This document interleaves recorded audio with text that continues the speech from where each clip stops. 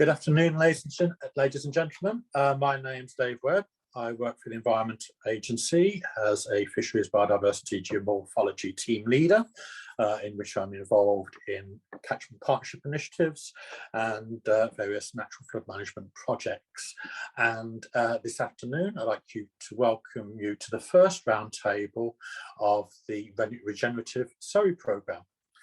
As a reminder, Regenerative Surrey is a programme of engagement designed to build a collaborative approach to attracting investment in Surrey's landscape. We are now in stage 3 of the programme, which will involve roundtable conversations to discuss and debate how natural capital projects can proliferate across Surrey. Following this, we will move into a series of workshops to co-create projects which regenerate Surrey's landscape. Today, we will be exploring how we can achieve more water-based natural capital projects in Surrey, focusing on the opportunities and barriers. We are so pleased to welcome a diverse group of stakeholders who will bring various perspectives to the table. We hope to find synergies, but also gaps in understanding, all of which is vital to understand how to make the natural capital market work in Surrey. In terms of format, we will start with a series of introductions from the panel before heading into a facilitated discussion. At the end of the roundtable, I will ask the panel 2 of the utmost voted questions in the Q&A, so please submit your questions and vote for your favourites throughout the roundtable. Before we go into introduction, a couple of personal reflections. I have worked on rivers for over 35 years, and within that period, the holy grail of river management has been to manage water quality, water quantity and habitat at a reach and catchment scale in a joined up way. Though there have been improvements, there is still a tendency to work in silos. With the climate change emergency, the need to work together has become more urgent. Therefore, it is especially valuable to have such a diverse panel to understand both the blockers and the opportunities. So without further ado, let's start with the introductions. So if I can ask the panelists, as part of your introductions, please share your thoughts on the key opportunities for instigating more nature-based projects which improve water quality and mitigate flooding. So if I can first turn to Andrew Treasure, please, for your introduction. Yeah, good afternoon, and thanks, David. My name is Andrew Treasure. I'm with the Surrey Flood and Climate Resilience team. So my role is the partnerships and networks and community resilience. Prior to this, I had a career in the Fire and Rescue Service, where I was Director for Community Resilience, and the whole strategy of protecting the communities from fire and water and roads was now much more focused on water. I'm committed to natural flood management, I'm committed to public safety, and I'm committed to solutions that empower and make the lives of people in Surrey better. And that's it from me, thank you. Thank you, Andrew. And next we can go to David Exwood. So please, David, if you can have your introduction. Hello, my name is David Exwood. I'm chair of NFU South East, and I'm also a farmer from just south of Horsham in Sussex, so not very far away at all, very familiar with the Surrey area. I farm a couple of thousand acres of beef and arable, and we have a farm shop as well. Water, of course, is crucial. Farmers have been managing water in the landscape for thousands of years, and it's something we're really familiar with. It's something water is something we need. Sometimes we need to keep it, and sometimes we need to get rid of it. As probably the stakeholders who cover the majority of the area of Surrey, it's crucial how we manage our water, and we can probably have the biggest impact and drive the most benefit. But it's finding ways that run alongside productive agriculture. This isn't about abandoning farming and exclusively managing for water. It's about how to manage water as well as produce food, and that is the hard bit to do. It's very easy to do one, it's very easy to do the other. The hard bit is to do both effectively in a changing world, and that's what I'll be focusing on. Thank you, David. Absolutely. This is often why there's often been a blocker in trying to get these things going forward. So next turn to Crispin Scott. So Crispin, can we have your introduction, please? Thank you, Dave. Yes, I'm Crispin Scott. I'm one of two nature conservation advisors for the National Trust in London and the South East region.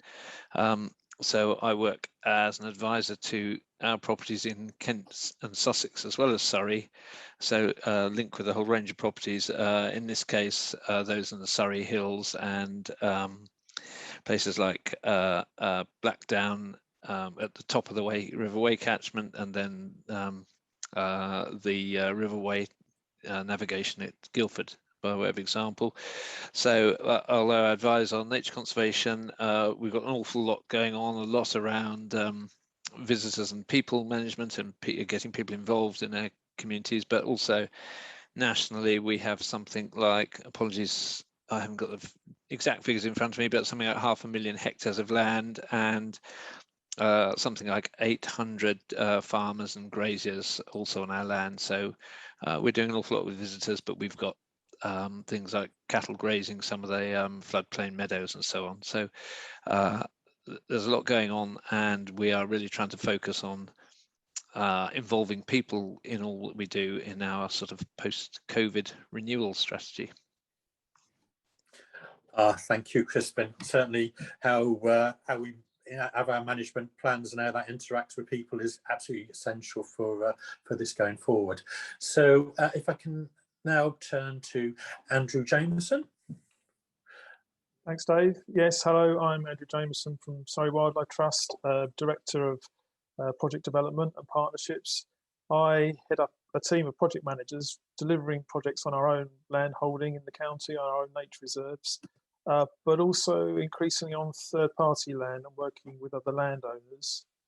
A big part of that is the work that our wetland projects manager Glenn Skelton does, very much our wetland specialist, and he's led on projects across the county for several years. At the Trust, we host two of the river catchment partnerships in the county, so it's the Way Landscape Partnership and also the River Mole Catchment Partnership, which we co-host with the South East Rivers Trust. And those partnerships are very much part of the what's called CABA, the catchment-based approach, which is about bringing lots of different organisations, individuals, businesses, etc., the NGOs, local authorities, recreational groups, all together under kind of one umbrella to look at where we can do improvements in the rivers and in the kind of in the wetland environment for multiple benefits, whether it's water quality, biodiversity, addressing flood risk issues, as well as recreational health and well-being, all those sort of benefits as well. So big sort of champion, if you like, proponent of the collaborative approach and working together across lots of different organisations, individuals, etc., to make a real difference. Thank you, Andrew. Absolutely, I think the catchment partnerships as a mechanism of bringing people together, I think, is so important. So thank you. And so finally, if we can turn to Tim Beech. So can I have your introduction, please, Tim? Yeah, of course. So hi everyone, my name is Tim Beech. I work for Thames Water. I'm in our environmental engagement team, recently created a couple of years ago, more of a way of putting a more formal engagement towards the likes of what Andrew just mentioned with catchment partnerships. So in the Thames region, it's quite a big region, as you'll appreciate. There's 27 river catchments that make up the River Thames catchment itself. So two of them being the Way and the Mole, which Andrew just mentioned. I kind of coordinate our engagement across all of those 27 regions and work with catchment partnerships to try and find opportunities for collaborative working and mitigating risks. So if there are issues in those catchments, we kind of pick them up quickly and we resolve them. And I suppose more generally, the shift of the water industry as a whole really is how we're moving away from hard engineering schemes towards more softer green type schemes, so nature-based solutions as a way of managing water, both for our clean water side of the business, but also our wastewater side of the business. So touching on what David mentioned there earlier about using water management alongside farming, we also have to manage it from the other side, which is managing the consumption, the high consumption in the south of England. As my boss has always said, there's nothing natural about millions of people deciding to live right together in one location. We've really got to engineer the environment to maximise the pressures we put on the environment through water consumption, but also the other end of it, which is treating the sewage and putting it back out to the environment to a good standard. So always lots of opportunities for us to kind of work with stakeholders and reap as many benefits as we can. And I think that's kind of where we're at the moment. It's moving away from the old, which is the hard engineering, build bigger assets, build bigger sewers, build bigger tanks, towards the more wetlands, the more softer type engineering schemes. So yeah, keen to bring the focus from a water company into the discussion. Excellent, thank you, Tim. So I think it's all about water cycle management. It's not just about habitat, it's about water quantity and water quality as well, and that's where we can maximise the environmental and economic and social benefits as well. So thank you, Tim. Okay, so we're entering into the facilitated discussion. I will be asking individuals questions, but please, if you have some comments as the panelists, please chip in and contribute to the questions. So the first question I'm actually going to direct to Andrew Treasure. So I sound a little bit formal, but we have a couple of Andrews. Andrew, what I would like is your views on how important is collaborative working to instigating water-based natural capital projects? And if you've got some real-life examples, that would be fantastic.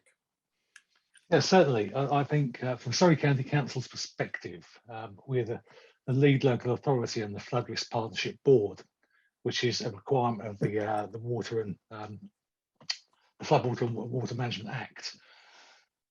I think historically Surrey's taken that quite seriously and sort of led some of the interactions, some of the work that has come out of that across the 11 boroughs and districts, as well as Thames and Southern Water and the Environment Agency. And what we have taken an active decision to actually sort of step back and be a more inclusive member of that group, where the group owns risk and solutions and positive outcomes collectively. And I think the term I use for that is we're sort of in step and no one's suffering in silence. And that we believe we'll be more effective in dealing with the situations we face in a partnership-based approach better. And I'll give an example of that, not so much the wetlands and the biodiversity, but the surface water flooding. We've seen a lot of that, particularly in the boroughs that border London districts. Not only is that a waste of water, but the impact on those local communities is severe. It's hard to control, it's hard to forewarn, and it appears quicker. It disappears as quick as it forms. So working together, an example at the moment is we are going through a series of consultations and engagement sessions with the boroughs and districts. We were with Waverley on Tuesday, we were Woking today. We look at them in terms of their flood priorities and the catchment-based action plans.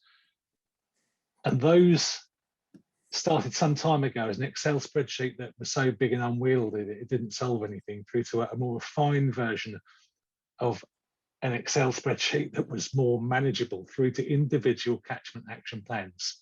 And the idea of that is Thames Water, yourself with the EA, the borough and district and Surrey County Council think, what are we working on separately?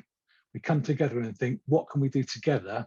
From Surrey County Council's point of view, we may lead on something, we may collaborate on something, or we may fund something. But for us, the partnership approach is about outcomes for the community in terms of public safety, clean water, biodiversity, natural landscapes in what is one of the finest counties in the UK.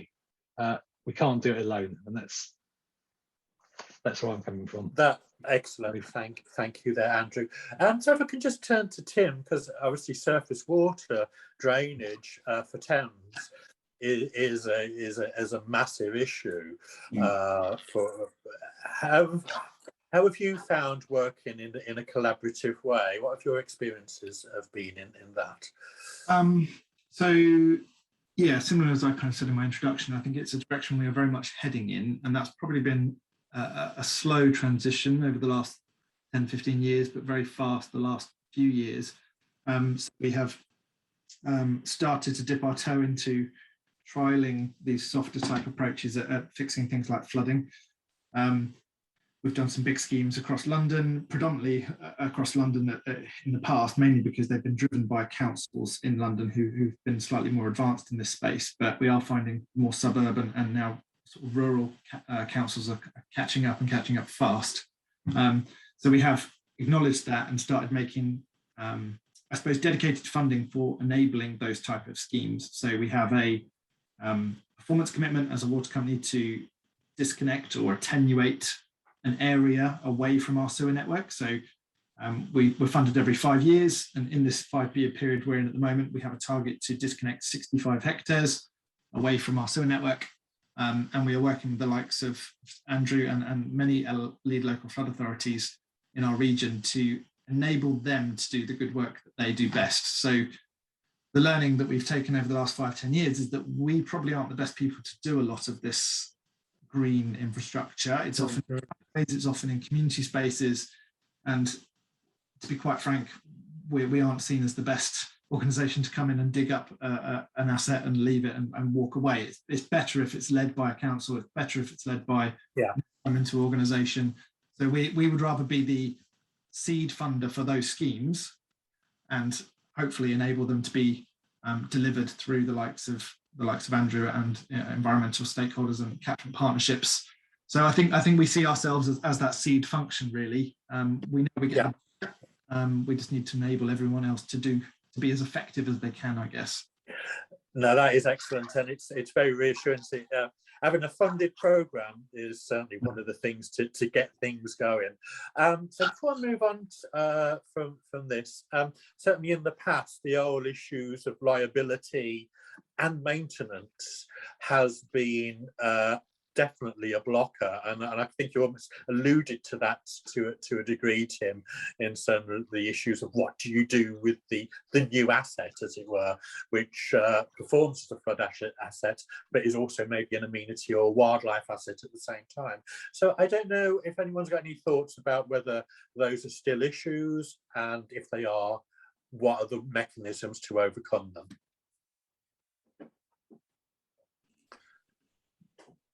I can briefly touch on just very quickly some of the learnings we had from, we did some big schemes in London a few years ago in Countess Creek area, which is kind of Brent and Hammersmith and Fulham type area. And it was very urbanized retrofitting of highways into green spaces, essentially. So getting rid of the old tarmac, putting down permeable paving, getting rid of the old parking spaces, putting in tree pits and kind of spaces for natural drainage to kind of congregate. And it's incredible the level of detail we have to go down to, and the learning we get from, you wouldn't even think about it, I don't know, cleaning the streets, and how if you don't keep up with cleaning the streets, you kind of block the outlets for these permeable paving. And do the council have the right assets to clean it to the right level of standard? And it's been a real eye-opener for us, I suppose, that the level of detail you have to go down to optioneer or engineer out these issues. And then in that comes a cost. So it's an issue for us, and that we obviously want a guaranteed output by a certain date, a regulatory outcome or a target. So it's going to be a complete shift of focus for us to move to kind of that softer approach, because we're driven from a regulatory perspective to meet targets. So it's interesting to know. That is definitely the thing, is how do you quantify the benefits, which are often done in a very kind of regulatory and engineering perspective. So it's almost you need new mechanisms for actually evaluating these things.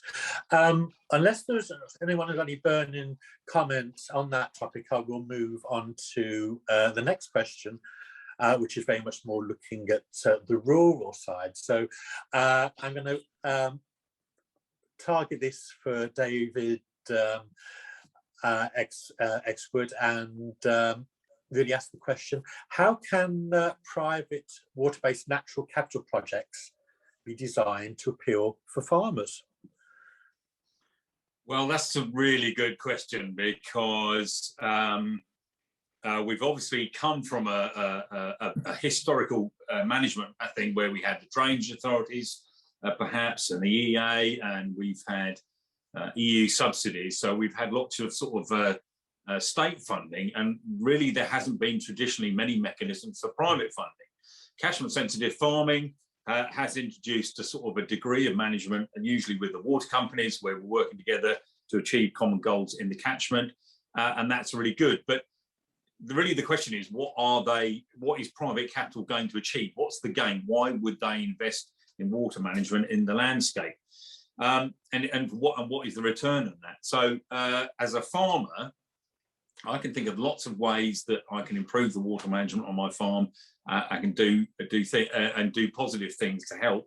But where the return in that for a private company would be, apart from somebody like a water company, is very hard to see. So the main things really that would benefit me are soil management, because soil management is the absolute key of everything we do.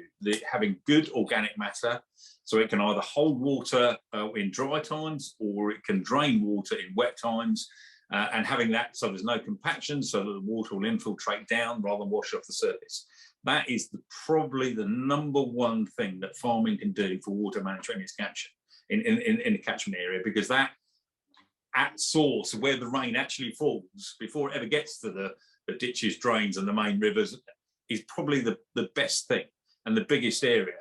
So how we can attract private capital into that is very difficult. Of course, the great hope at the moment is that ELMS, the Environmental Land Management Scheme that's coming, which is the new support system after we've moved away from the EU, would hopefully incorporate some sort of soil management and have aspects in it that will help clean and store and manage water as part of that. It's really unclear at the moment whether it will, and unfortunately it looks like it may not achieve everything we hope. So it's very hard to see the role for private capital, but there's definitely a role for government as well, and the utility companies. Mm. No, that's really interesting, and that, yeah, kind of being able to monetize that that natural capital is extremely difficult. Can I, in terms, and clearly, I think from the get-go, so actually it's about food production. I mean, we can't, it's so important. But in terms of diversification in other aspects, and obviously you've got some experience, you have the shop. Are there any elements in terms of diversification which you think there may be some kind of virtuous cycle with this as well? Of course, there's lots of things you can do with land, and if you can derive an income from it, that is a diversification. So, if that is storing and holding water, that's a diversification. I mean, I have millions of litres of water stored on my farm at the moment. Is that a value that somebody will pay me for it? I don't know. It's something we do. That's what floodplains do. All winter they're empty. We graze them with cattle in the summer. In the winter, the 6 months they do nothing. That is a diversification. Is there value in having your water courses and the areas around your water courses managed in such a way that it's attractive to biodiversity, wildlife, that you can then get an income stream from? Difficult, but possible. It definitely possible. So yeah, it's really hard to see how you can monetize it, but I think probably diversity, what I would say is that diversity in the landscape is absolutely the key. So whatever what is monoculture is the death of everything, and as a farmer I would say that without a doubt. So the diversity in the landscape is probably the thing I really need to achieve. So it's some grazing animals, it's some cropping, it's some trees, it's some wildflower meadows, it's some strips and margins against water courses. It's that diversity, and diversification will bring that diversity, and that is the key. Thank you. And there's no simple solution, is there? But actually just having these conversations are really important. So if I can just move to Crispin, because obviously we have a massive estate with the National Trust, and clearly there's a large component of agricultural production in that. Do you have any takes on how this could be made to seem more appealing for your farming estate? Yes, because we're a charity with somewhere in the region of 5.5 million members at the moment, but we have to operate as a business, and Yes. so somewhere like the Riverway Navigation, where we're basically hiring boats and lots of visitors coming to places like Runnymede on the Thames.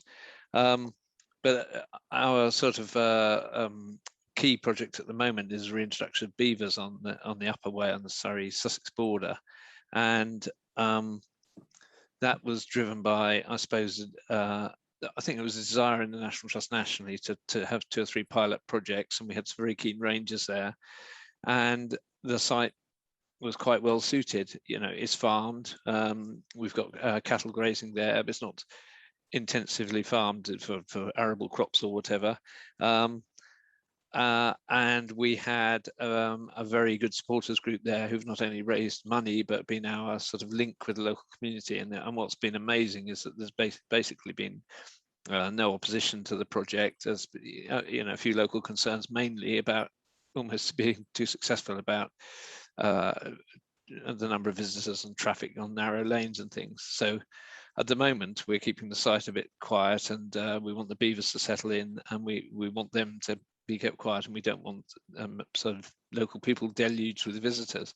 But ultimately it kind of fits with all our ambitions to manage the land well, and we've got 3 universities involved in monitoring how well the beavers are doing. And I was there this morning, and there's been some amazing dam building just in the 5 or 6 months they've been there, and they're slowing the water down. It's capturing sediment, and you can see that happening already. Huge amount of media interest, lots of people who are really keen to go and see, and we'll gradually probably start getting people next year and creating areas where people can walk and so on. We've worked with people like Natural England on the project, and would want to show that these sort of things can work, and that they should be incorporated into ELMS or any other future agri-environment funding. And if we're not saying it's perfect, the whole point of the project in a way is it's a pilot project to see what happens. If there was damage to any arable land or anything in other areas, then we'd expect the farmers to be involved in a stewardship or an ELMS project and funded appropriately. But so far, what's really amazed me is how everybody's bought into this. It should be good for the local economy in the long run. People will visit tea shops and on some of our other sites where we're doing good nature conservation projects, we've got tea rooms next door and so on. So just people going out, bird watching, nature watching, getting out in the countryside, it's all good stuff. And as I said at the start, we are very focused at the moment on renewal post lockdown, and as we hopefully come out of COVID. And what that has shown, the initial lockdown showed, is how people poured out into the countryside. They wanted to get out in the open air, and we've got to accommodate those people in a sustainable way, and we've got to make sure that they contribute, they get engaged with the whole thing, involved. We have more volunteering, and that visitors are seen as part of a thriving local economy. Brilliant, thank you. Obviously, these have catchment implications, and will have implications for a whole variety of landowners. And I kind of come back to David, but I think you have some thoughts on this. Yeah, look, absolutely. So this is where the collaborative bit gets more difficult, because, of course, farmers really importantly have to first and foremost drain their land. It doesn't matter what your farming system is, land drainage is actually key. Wet land is always a problem and will make you it doesn't matter whether you're organic or conventional or whatever you are, livestock, crop, you need to drain your land. And so that need to drain the land, need to get the water away effectively, and your ability to control that is absolutely crucial. And when you bring in beavers into a crowded area like the southeast of England, where you've got millions of people, tons of infrastructure, roads, houses, and farmland as well, and then you throw in beavers into the mix, it's much more difficult, because of course beavers are a natural animal and they're incredibly efficient and effective. We've all seen what incredibly industrious animals they are, and it's very difficult to control where they go.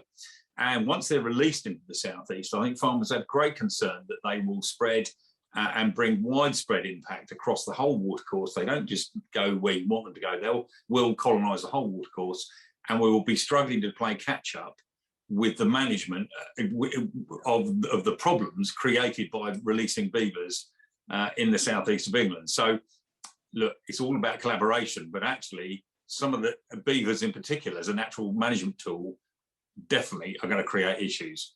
Yeah. So no, that's really helpful. So if I can actually just turn to Andrew Jamieson on this, because obviously we're talking about very much it's catchment scale, because what one partner does in one part of the catchments may well have implications for another partner in another catchment, and it's not just, there's a whole series of examples where that can happen. So I'd really kind of like your thoughts in terms of the catchment partnerships and being able to present this catchment view and help try and manage out these, which will be invariably tensions and potential conflicts. Have you any thoughts on that in terms of that, the catchment partnerships? Yeah, I think as we start to really kind of grapple with some of these thorny issues, what we have in the catchment partnerships is an existing template, if you like, for collaborative working and communication. The kind of templates are there, the project registers are there, the dialogue is there, and the door is open for new members and new engagement. So in a sense, we don't really need to reinvent that. And I think the kind of concept of the catchment partnerships being an arbiter of some of these things and working some of these things through, if there are in the development stage where there are real conflicts emerging, then you've got a kind of a good platform to work that through. Not pretending it's easy, of course it's not. But I think the other thing that the catchment partnerships can do is provide really good demonstrations of stuff that works, and actually putting people in front of projects that are complete or underway and are being effective, and whether it's other organizations or whether it's politicians, and actually showing stuff that works and getting that kind of getting that basis sort of clearly out there and understood. I think that's where the catchment partnerships probably have a very important role. No, thank you. I must admit, many years ago I was heavily involved in otters, and at that time there was a lot of tensions and conflicts around otters on our rivers, particularly amongst the angling community. And it's really important to get those conversations going and have that shared understanding. So that's brilliant. I don't know if anyone else has got any burning comments. Can I just come back on that? Oh, yeah, absolutely. Yeah. Yes, I just say that the beaver project that we've got, they are fenced in, enclosed, but I think it's important for us all to not to pretend everything is perfect, and we're clear it's a pilot project. And in the sort of national consultation that's happening at the moment, I think our National Trust comments quite a lot will focus around the need for things like project officers to actually work with local communities. And some of the beavers that are being introduced on some of the projects I'm aware of are ones that have been taken from other catchments where the farmers don't want them, where they have had a negative impact and they've been moved. And so those kind of precautions, or almost exit strategies, if you like, need to be included, so that David can pick up the phone to me or someone, whoever's appropriate at the right time, and say, come and get your beaver back.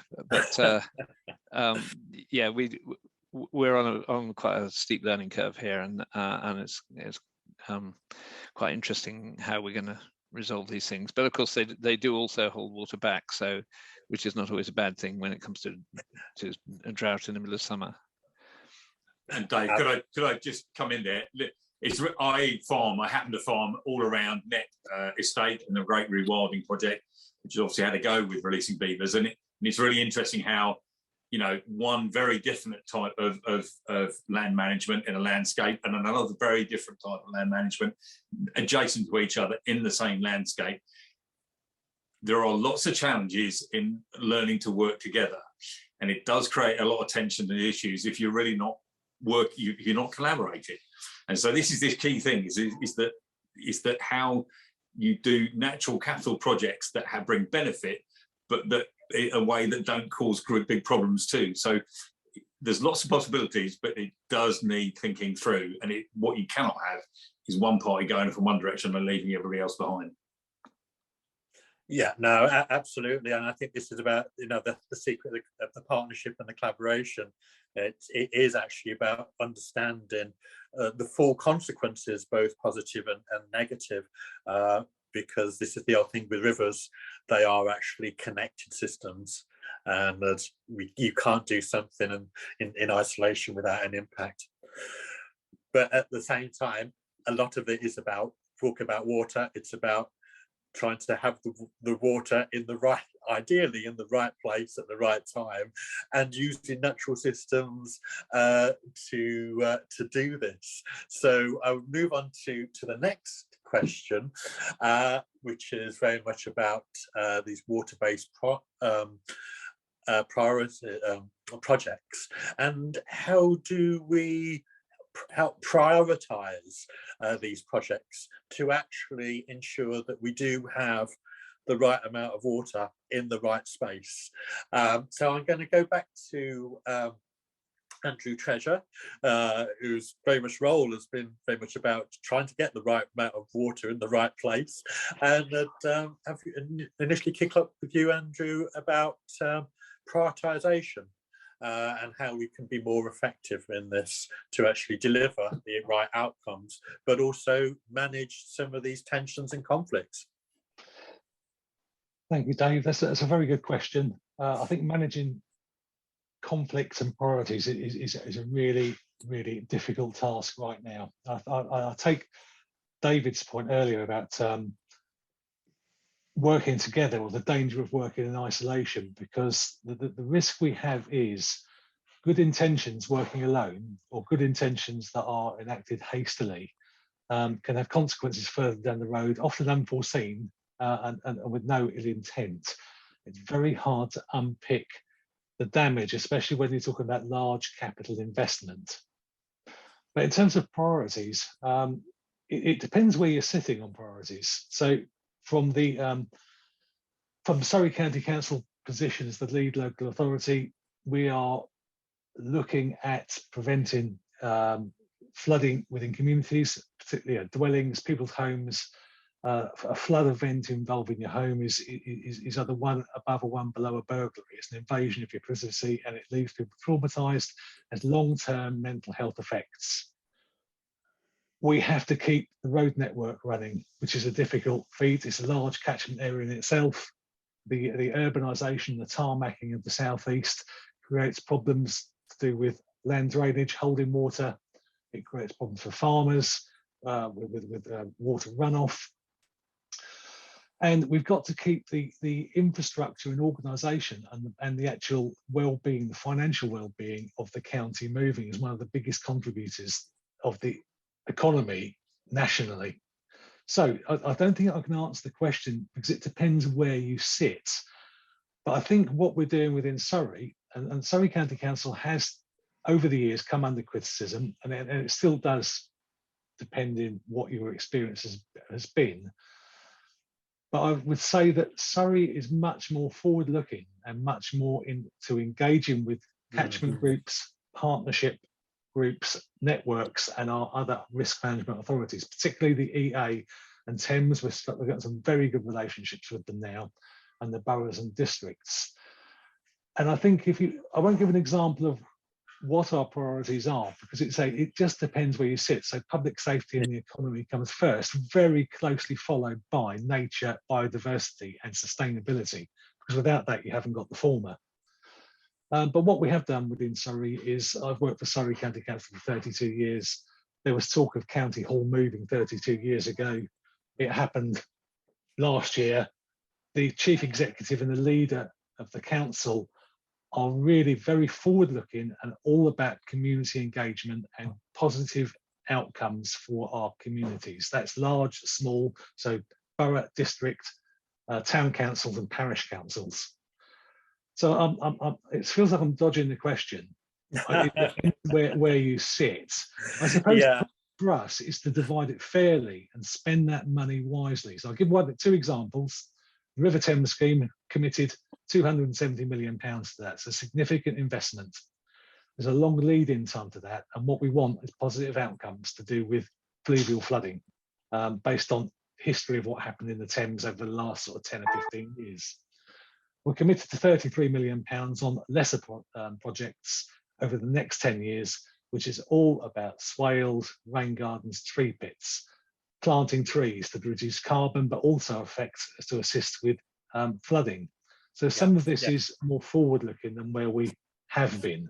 So our commitment is more to be more forward-looking and working. Yeah, no, that is excellent, and I think it's a very important point that we will all have our own separate priorities. But actually, part of this, I guess, is also identifying some of the synergies that we can actually bring things together and actually deliver more. And I think, especially from my experience, in terms of the big flood schemes, a lot of those have been done. And actually, we are moving into an environment where there's a lot more smaller community-based schemes going forward. And a lot of those, for them really to be sustainable, they need to operate at different levels as both a flood asset, but as also an area of open space or habitat. Because, with all these things, a flood asset is usually only operated at very small periods of time. The majority of the time, it's actually an asset as something else. So just in terms of those priorities, I'm just going to go to Andrew Jamieson and see what his thoughts in terms of natural capital for priorities and synergies. So in terms of priorities, that's a hard one because there are so many different things to weigh up. I think in terms of where we've worked in the Y and the Mole, we've had quite a lot of opportunism in terms of where we have delivered projects. It's what's achievable, where the opportunities have arisen. Where we are with the Y is we've got a really good reach by reach analysis and strategy that's being done with the expertise of the South East Rivers Trust. So what that provides us with is a really good holistic view with some detail in it as to where some tangible interventions can happen and where that will bring various benefits. A lot of them will be to tackle reasons for not achieving good status under the Water Framework Directive. On the Mole, we've got a similar situation, not quite as advanced in terms of that knowledge, but getting there, with walkovers being done by some EA geomorphologists at the moment. We've been hearing about some of the feedback from that. So having that kind of basis at a technical level on which to base decisions is really important in terms of prioritisation.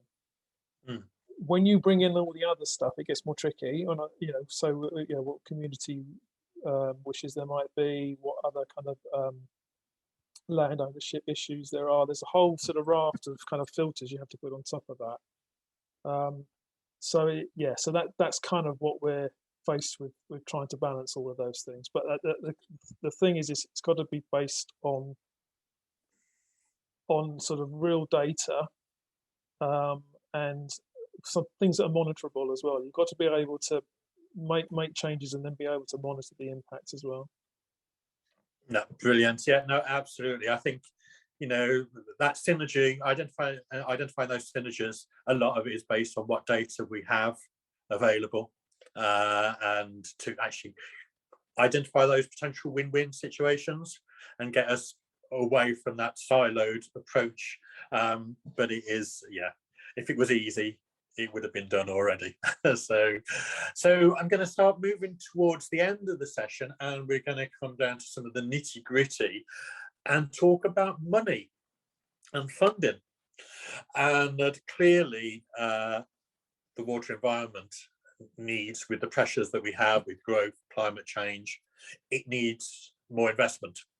And some of that is actually not, new money is great, but a lot of it is actually spending existing money more wisely, but also, as I say, identifying some new mechanisms.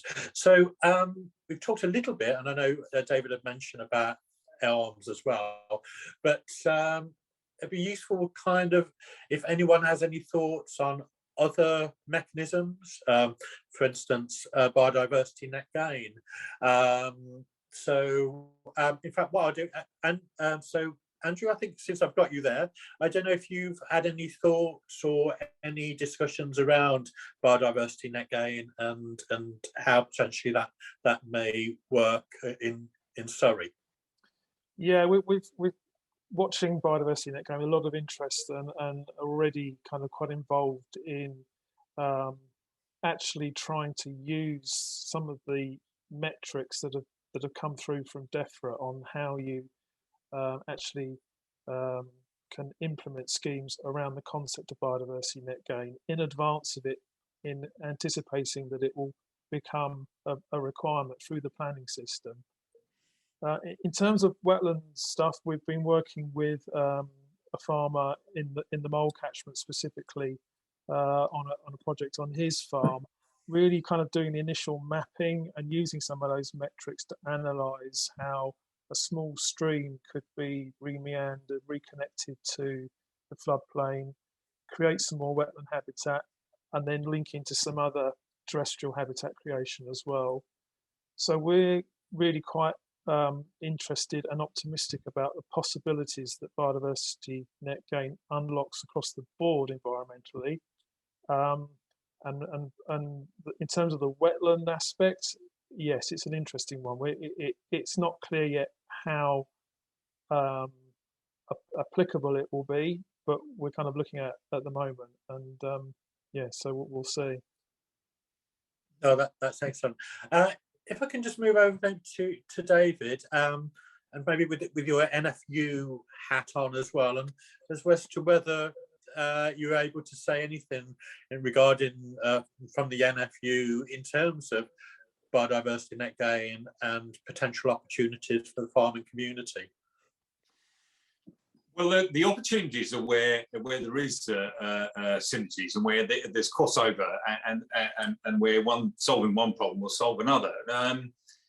Actually, the one that really sticks out foremost to me is carbon capture and being paid for improving your soils through carbon capture. Because, of course, if I improve the organic matter of my soil, it's going to improve the water retention and flow and all the rest of it and the ability to hold it, but it's also going to store more carbon. So if I can get paid to store more carbon, I'm going to help solve the water problem too.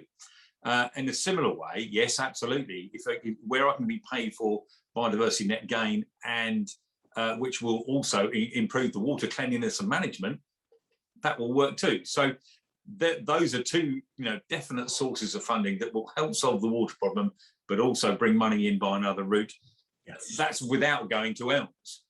So those are three very straightforward ways that money could be brought in that will help solve some of the problems we all face, and multiple problems, without necessarily creating, sort of needing money out of the public purse.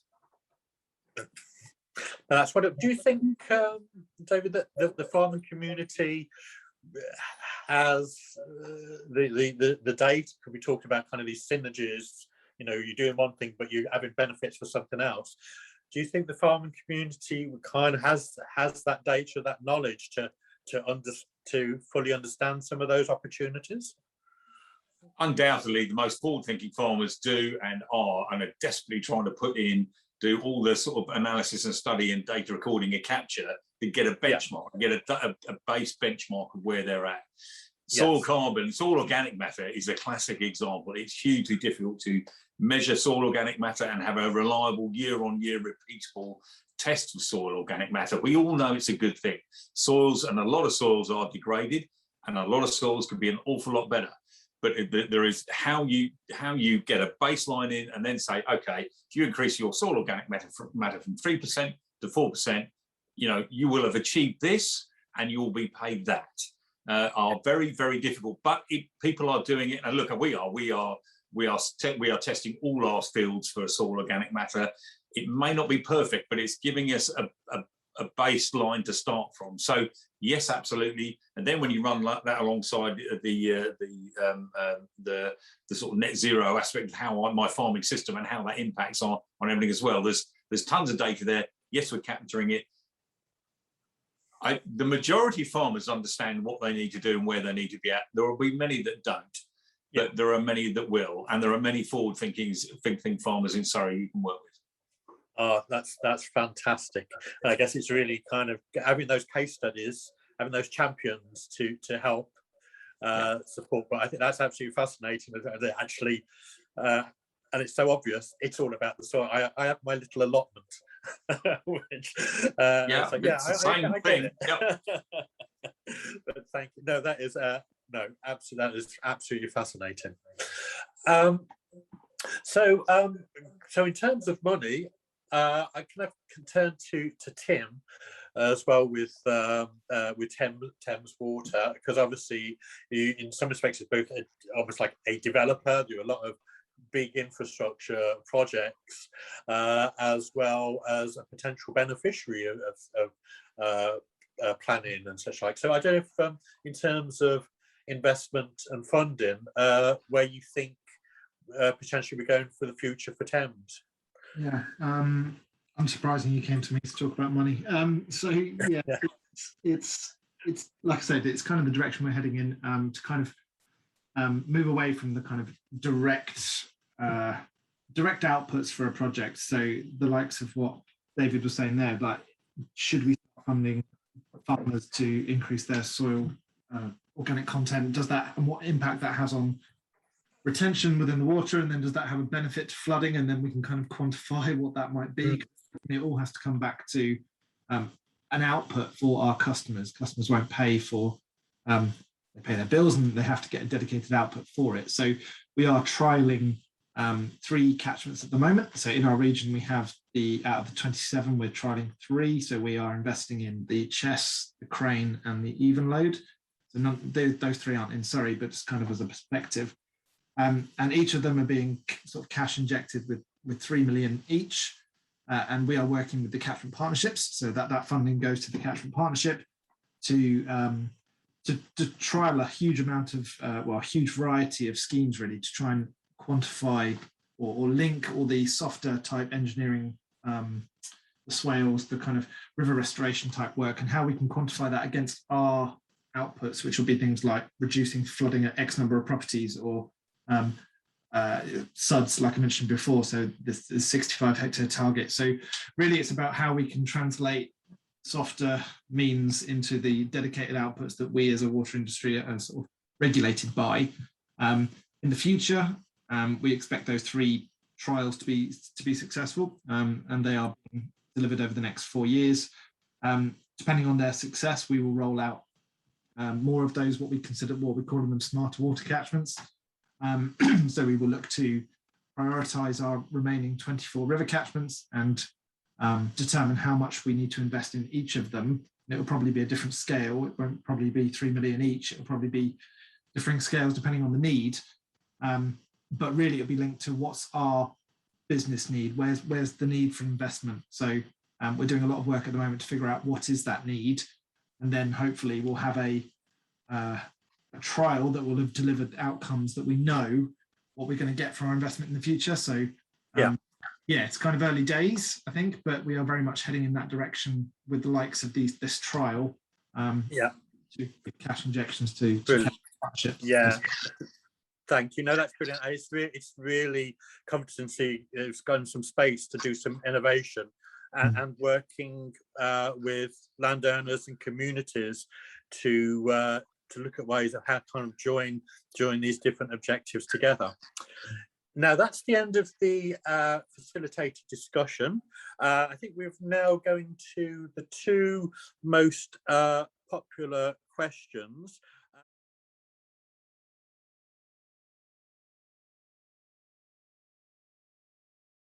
Goodness me, it's a large and complex problem. So there's various ways that the funding is delivered, and it's either through, well, it's historically been stewardship, perhaps, and elms going forward. And so it's designing the elm scheme in the future. Let's talk about the future. So just designing the elm scheme that is coming down the line in a way that it is accessible to tenants and landowners, so it's not a sort of competitive thing. The land occupier has to be able to access it as part of his farming system, and it has to be something he can do alongside his farming activities, so it's not competing, and it has to be properly funded, so he's not looking at it going, oh, I don't want to take that land out of production because I'll really lose. So it has to be sort of seen as something that it's got to be attractive to them. I mean, your farmers are businesses and they have to be profitable, and you have to design a system that is attractive to them financially. It's got to be worth a while doing it. It's not they've got to make money out of it, but you know, as a business, it has to compete along with all the other things that are competing on their requirements. So it's designing government money in a way that it's accessible to the farmer and they want to participate. And we've seen problems with this with stewardship where it hasn't been designed right. A lot of farmers just don't sign up to it because they desperately want to do it, but it just doesn't make any sense. So it's getting that right. The other two main ways of accessing money and where things can be done are catchment sensitive farming groups and cluster groups. These have real potential to deliver, really landscape catchments based change. They've got to be funded right, and I have a frustration personally on my farm that I don't get the funding I might from the water company in our area, or whatever, because they don't see it as a particular problem area, so they don't really put anything towards it. So there's loads of things I could do to improve the water quality, storage, capture, flow, whatever on my farm, but nobody's really interested in doing it. So it's funding it properly, it's actually putting money in those, and the same through the cluster group. But it's actually also the cluster groups and the catchment sensitive farming groups, it's the management of them. They tend to be very short term. If you've got a good facilitator and a good group of farmers, landowners who work together and really deliver, things happen. If the facilitator is a bit poor and the farmers aren't really sort of knit together as glued together to deliver, things tend not to happen. So actually, so having funding for cluster groups and catchment sensitive farming to be longer and more effective and more focused will deliver much more of the benefit that we want to see in the landscape. So those are things that are the barriers and the things that could be done better.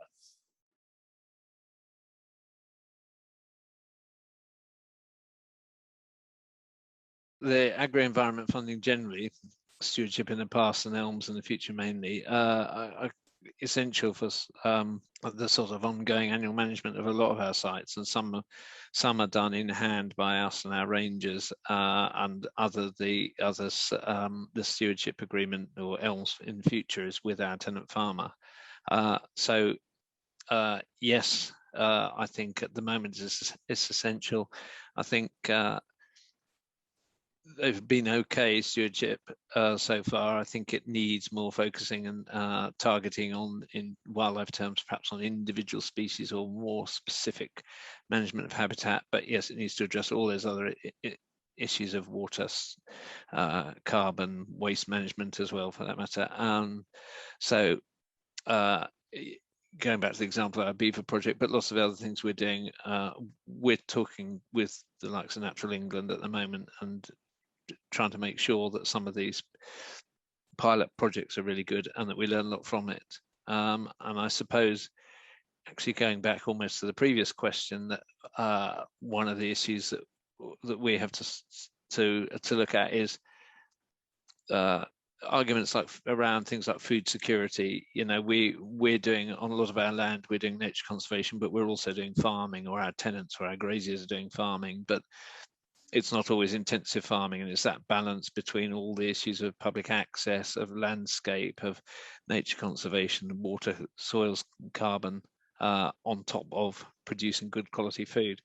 So all those things need to be fed into ELMS. I think we all of us here on the panel, and probably everybody else involved today, needs to be sort of thinking and feeding into that process. How do we make this work for everyone? Everybody has a lot of hope for ELMS, but there's this sort of slightly sinking feeling out there that we're actually all going to be quite disappointed. And I don't want to be negative, but that's the closer we get to it, the more we're sort of thinking, well, it's just going to be a rehashed stewardship scheme that really doesn't deliver the things we want it to deliver. I think one of the greatest concerns that the NFU is seeing is that where you get this conflict, so just as Crispin was describing, you know, this conflict between, well, not conflict, but where you have the competing sort of needs of productive farming and nature conservation and water management and all these things, is that the easy way to do it is just to stop farming, take all the money you can get from stewardship and whatever, not have that conflict, and just do that. And that we're starting to see evidence of that already. We're seeing lots of contract farming agreements ending, land being taken back by big estates, because all they see is the way to maximise the guaranteed income is to get rid of the farmer, claim every damn thing they can think of, give up farming, and just tick the boxes that way. And yeah, that is the easiest thing to do. But I think will have been a massive failure, because yes, it will achieve things in one sense, in that it will help with sort of some of the environmental and water things we all want to see, but it will have completely missed food security, business, you know, people living and working in the landscape. There's so many ways that will fail if that's what happens. So I actually have grave concerns that if they do not design ELMS right, and all government focus is on environment and carbon and net zero and all the rest of it, and water, as we're talking today, and none of it is on productive farming at all, you're going to see a massive walk away from productive farming. And why is that a desirable thing? Why is that a good thing? I cannot see it is. It's much harder. I know on my farm, the hard thing to do is to do all those things together. So this is not to do with water, but as an example, we've gone insecticide free on our farm. I'm not being paid to do it. Nobody's telling me to do it. And I don't have to do it, but I want to do it because I know it's the right thing for biodiversity net gain and the ecosystems on my farm. I know it's the right thing. So actually, on my farm, the majority of the profit from my productive farming is paying for most of the environmental gain that's happening on my farm. It's not coming from stewardship or ELMS. It's actually coming because if I tweak my system and make money out of farming, I can deliver all the things that society wants and not have to draw the public purse, and achieve it as well as producing good, wholesome food right where all the people, these millions of people, live and work. So government can be such a dead hand. It really can.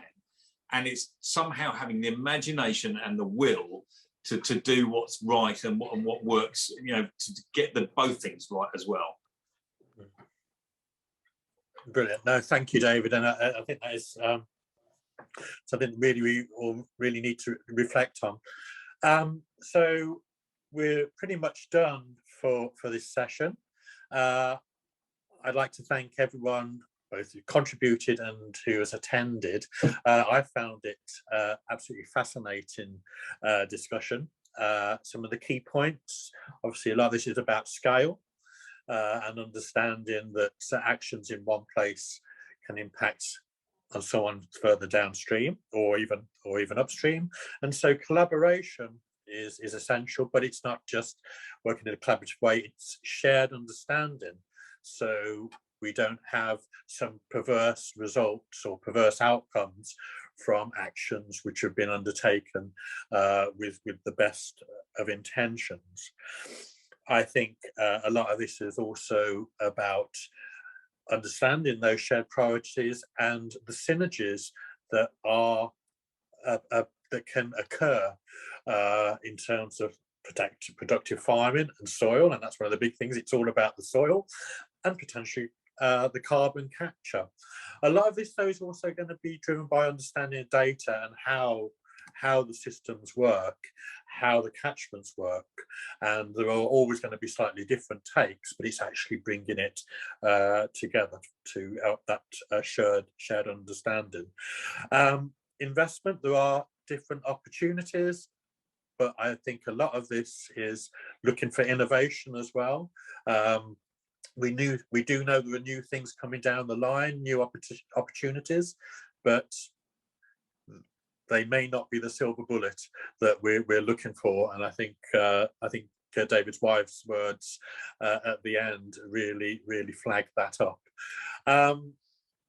So at the end, I think it is about going for it and sharing that experience, and probably driving things forward by taking some good examples. And often where I've seen things go forward, it's about committed individuals with sharing that those objectives and that passion to do something the right thing. And I think that idea of kind of hubs, either in farm, but also maybe within sectors, to actually take forward a new vision to work in this collaborative way, I think is going to be a really, really big thing.